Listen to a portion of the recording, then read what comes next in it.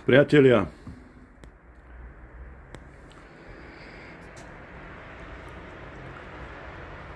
ročná spotreba medu na Slovensku, to čo spápame,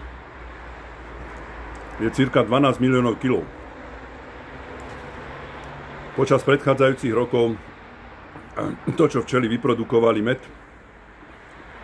a dostali sme na stôl, bolo okolo 6 až 6,5 milióna kg. Čiže po minulé roky, ktoré ešte ako tak sa dali, bola produkcia medu našimi včelami na polovici oproti našej spotrebe.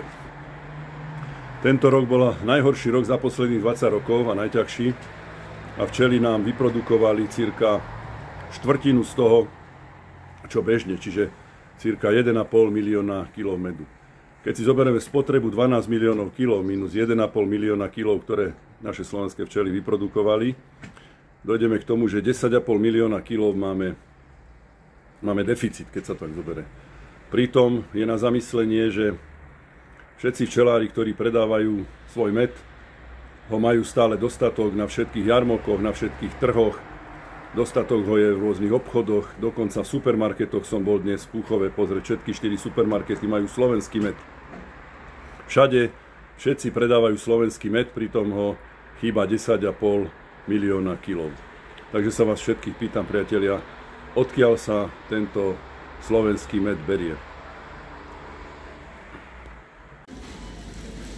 Takže prvý reťazec,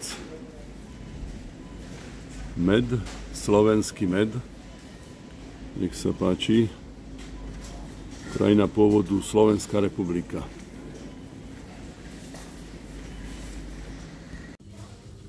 Druhý supermarket, opäť slovenský včelí med v regáloch.